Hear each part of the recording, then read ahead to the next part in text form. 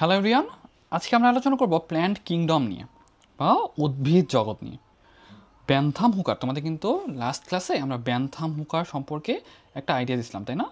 Bentham আর হুকার, Bentham একজন মানুষ, হুকার আরেকজন মানুষ। ওকে, তাহলে এই দুজনকে একসাথে, মানে ওনারা একসাথে অ্যাকচুয়ালি কাজ করছে তো অনেক, সেজন্য আসলে বেনথাম হুকার আমরা জাস্ট এমনভাবে মনে হয় আমাদের যে এরা মনে হয় একই ব্যক্তি, আসলে কিন্তু এরা একই ব্যক্তি না। বেনথাম একজন এবং হুকার আরেকজন ব্যক্তি। বেনথাম হুকার মিলে একটা তোমার শ্রেণীবিন্যাস করছে, যেটা কিন্তু আমরা গত ক্লাসে কিন্তু অলরেডি পড়ছি। হ্যাঁ, এই যে তোমার উদ্ভিদ জগৎ, যেটা উদ্ভিদ জগৎটাকে আমরা দুটা ভাগে ভাগ করতে পারি, বুঝছো? একটা হলো তোমার ক্রিপ্টোগ্যামিয়া।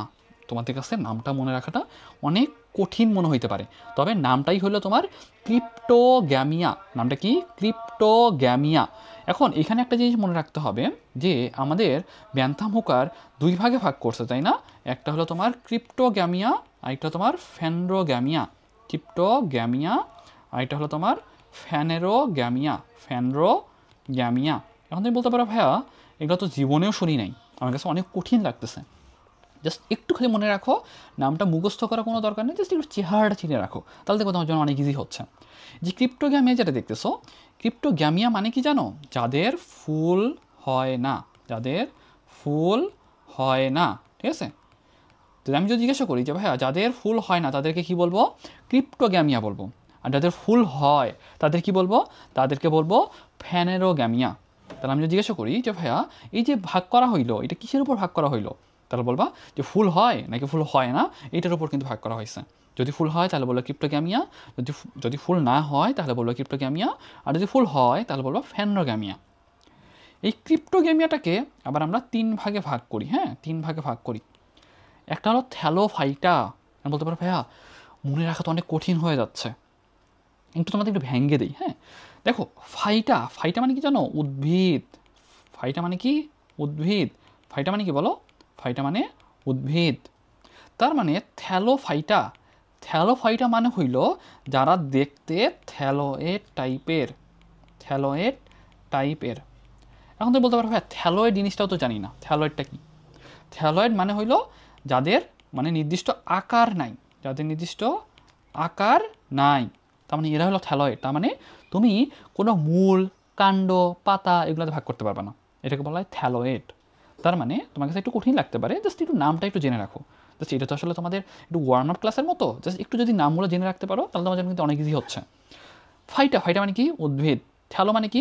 থ্যালো মানে থ্যালয়েড, তার মানে যাদের আকার আকৃতি নাই।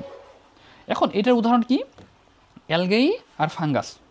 এখন বলতে পারো ভাই এটা তোমার মনে থাকবে না, তোমাদের চ্যাপ্টারের নামগুলো কিন্তু অলরেডি পড়াইছিলাম। তুমি যদি একটু বইগুলো উল্টায় উল্টায় দেখো তাহলে কিন্তু তোমার চ্যাপ্টারের নামগুলো মনে রাখতে পারার কথা। তোমাদের বলছিলাম চ্যাপ্টার 5-এ, হ্যাঁ চ্যাপ্টার 5-এ আমরা কিন্তু শৈবাল ছত্রাক বা অ্যালগেই ফাঙ্গাস নিয়ে আলোচনা করি। তাহলে এই অ্যালগেই মানে কি? শৈবাল। এই অ্যালগেই মানে কি বলো? শৈবাল। আর ফাঙ্গাস মানে কি? ছত্রাক। তার মানে চ্যাপ্টার 5-এ আমরা শৈবাল ছত্রাক পড়ি। শৈবাল ছত্রাক কি হইল? মূলত থ্যালোফাইটা, বা যাদের কোনো মূল কাণ্ডপাতায় ভাগ করা যায় না। এবং ব্রায়োফাইটা, ব্রায়োফাইটা মানে হলো তোমার মস জাতীয় উদ্ভিদ। হ্যাঁ, ফাইটা কথাটা মানে কি? উদ্ভিদ, তাই না? উদ্ভিদ। আর ব্রায় মানে কি? তোমার মস। তার মানে ব্রায়োফাইটা হলো মস জাতীয় উদ্ভিদ। তার মানে এরাও তোমার সাধারণত স্যাঁতস্যাঁতে জায়গাতে থাকতে বেশি পছন্দ করে, এবং এদেরকে কিন্তু তুমি মূল কাণ্ড পাতায়, মূল কাণ্ড পাতায় ভাগ করা যায় না, ভাগ করা যায় না। ওকে, ভাগ করা যায় না। তার মানে আমি যদি জিজ্ঞাসা করি যে ভাইয়া ব্রায়োফাইটার উদাহরণগুলো তাহলে কী হবে? চ্যাপ্টার 6, তোমরা যে চ্যাপ্টার 6-এ যদি একটু নামটা দেখো তাহলে দেখবে কি চ্যাপ্টার 6-এ ব্রায়োফাইটা টেরিডোফাইটা নামে একটা চ্যাপ্টার আছে, যেই চ্যাপ্টারটা হলো তোমার এই মূলত ব্রায়োফাইটা, যেটা এইটা কিন্তু ওই চ্যাপ্টার 6-এর আন্ডারে ছিল। এবং ওই টেরিডোফাইটা, হ্যাঁ টেরিডোফাইটা, এই টেরিডোফাইটাটা কিন্তু তোমার ওই চ্যাপ্টার 6-এই ছিল, যেইটা তোমার মূল কাণ্ড পাতায় ভাগ করা যায়। হ্যাঁ, মূল কাণ্ড পাতায় ভাগ করা যায়, ভাগ করা যায়। তো আমি যদি জিজ্ঞাসা করি যে ভাইয়া আমি মূলত প্রথমে কয় ভাগে ভাগ করছি? 2 ভাগে ভাগ করছি। কি? একটা ক্রিপ্টোগ্যামিয়া আর একটা তোমার ফ্যানেরোগ্যামিয়া। কিসের উপর নির্ভর করে? ফুল হয় কিনা তার উপর নির্ভর করে, ফুল হয় কিনা তার উপর নির্ভর করে। তার মানে ক্রিপ্টোগ্যামিয়াকে আমি 3 ভাগে ভাগ করলাম। থ্যালোফাইটা, থ্যালোফাইটার উদাহরণ কি? চ্যাপ্টার 5। তাহলে শৈবাল ছত্রাক যেটা, সেটা কিন্তু আমার চ্যাপ্টার 5-এ ছিল, এটা কিন্তু থ্যালোফাইটার আন্ডারে পড়ে। তার মানে এতে কিন্তু কোনো আকার আকৃতি নাই, মূল কাণ্ড পাতায় ভাগ করা যায় না। ব্রায়োফাইটা যেটা, সেটা তোমার মস জাতীয় উদ্ভিদ, এটাকেও তোমার মূল কাণ্ড পাতায় ভাগ করা যায় না। তবে টেইডোফাইটা যেটা, সেটা কিন্তু মূল কাণ্ড পাতায় ভাগ করা যায়, ঠিক আছে। কারণ ব্রায়োফাইটা কোন চ্যাপ্টারে? চ্যাপ্টার 6-এ। আর যদি বলি যে টেইডোফাইটা কোন চ্যাপ্টারে, এটাও কিন্তু তোমার চ্যাপ্টার 6-এ। ওকে, তাহলে দুটো জিনিস একটু ভালোভাবে মনে রাখবা। ওকে, এখন আমি যদি জিজ্ঞাসা করি যে ভাইয়া ফ্যানেরোগ্যামিয়া মানে কি, তাহলে বলছিলাম যে আমরা কিন্তু ফুল হয় নাকি হয় না এটার উপর নির্ভর করে দুই ভাগে ভাগ করতেছি। তার মানে কি, ফুল না হইলে বলবো ক্রিপ্টোগ্যামিয়া, আর যদি ফুল হয় তাহলে বলবো ফ্যানেরোগ্যামিয়া। তার মানে কি, এখানে কি ফুল হয়, তাই না? কি হয় এখানে বলো? ফুল হয়। তাহলে ফুল হয় এরকম তোমার দুই রকম আছে। একটা হলো তোমার জিমনোস্পার্ম বা নগ্নবীজি। নগ্নবীজি, তোমরা ইংলিশ টার্ম মুখস্থ করতে যাওয়ার দরকার নাই, জাস্ট বাংলা টার্মটা মনে রাখো।